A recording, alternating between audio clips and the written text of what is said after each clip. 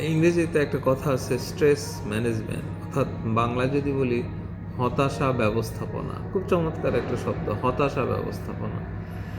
আমি অনেকদিন যাবৎ এই বিষয়টা নিয়ে আমার খুব অভিযোগ। আমি যখন পশ্চিমা বিশ্বে কোনো হাসপাতালে যাই, তখন জিজ্ঞেস করে গত 15 দিনে আপনি কোনো হতাশায় ভুগেছেন কিনা, অর্থাৎ অন্য কোনো রোগ নিয়ে গেলেও এই কথাটা জিজ্ঞেস করে। তার মানে কি, হতাশা একটা গুরুত্বপূর্ণ বিষয়। এই হতাশার কারণে অন্য দিকে আপনার শারীরিক, মানসিক এবং অর্থনৈতিক ক্ষতি হতে পারে। আমার কথা হচ্ছে, কিছু কিছু হতাশা আছে কোনোভাবেই আপনি ম্যানেজমেন্ট দিয়ে পূরণ করতে পারবেন না।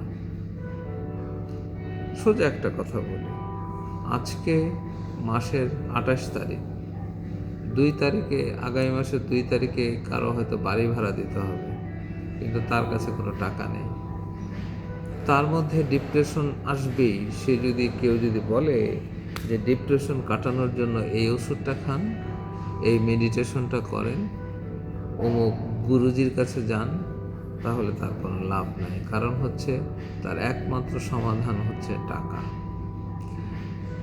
যার প্রিয়জন চলে গিয়েছে দূরে কোথায়, তাকে সান্ত্বনা দিয়ে লাভ নাই।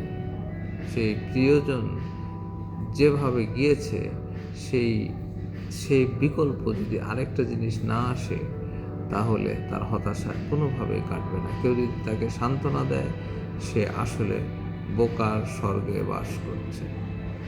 আসলে হতাশা ম্যানেজমেন্টের কথাটা যেটুকু বলা যায় সেটি হচ্ছে যে, হতাশার জন্যে আরেকটা, আপনি হতাশ যদি হন, আপনি শারীরিকভাবে আপনি যাতে অসুস্থ না হন, হতাশাকে শক্তিতে পরিণত করার জন্য এই কথাগুলো বলা হয়।